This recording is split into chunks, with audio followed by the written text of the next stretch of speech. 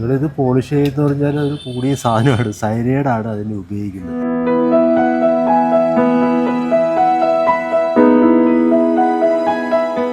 എഴുപത്തിയൊന്നാമത് Nehru trophy വള്ളംകളി ആരംഭിക്കാനിരിക്കുകയാണ്.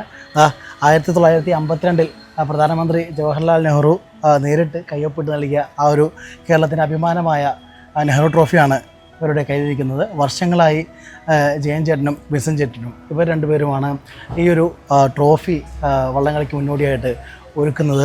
ചേട്ടാ, എത്ര വർഷമായി നിങ്ങൾ ഈ ഒരു നെഹ്റു ട്രോഫി പരിപാലിക്കാനായിട്ട് തുടങ്ങിയിട്ട്? 2018 തൊട്ട് തുടങ്ങിയത്. ഇത് പോളിഷ് ചെയ്യുന്ന പറഞ്ഞാൽ ഒരു കൂടിയ സാധനമാണ്, സൈനൈഡാണ് അതിന് ഉപയോഗിക്കുന്നത് മെയിനായിട്ട്. പിന്നെ ആസിഡ്, പുളിവെള്ളം എല്ലാം ഇട്ടാണ് അത് പോളിഷ് ചെയ്യുന്നത്. 52 ഉണ്ടാക്കിയ ഒരു ട്രോഫിയാണ്. ഇപ്പോഴും ഇത് ഇത്രത്തോളം ഭംഗിയായിട്ട് നിലനിൽക്കുന്നത് എന്തുകൊണ്ടാണ്?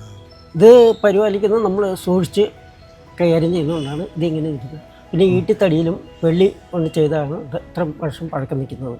ഇനി ഇത് നിന്നോളും. ഇത് വെള്ളി ആയതുകൊണ്ട് ക്ലാവ് പിടിക്കത്തില്ല. അപ്പോൾ ഈ കയ്യിലിരിക്കുന്ന ഈ ഒരു ട്രോഫി കേരളത്തിൻ്റെ തന്നെ അഭിമാനമായിട്ടുള്ളൊരു സംഗതിയാണ്. അത് പരിപാലിക്കാൻ കിട്ടുന്ന അവസരത്തെ എങ്ങനെയാണ് കാണുന്നത്?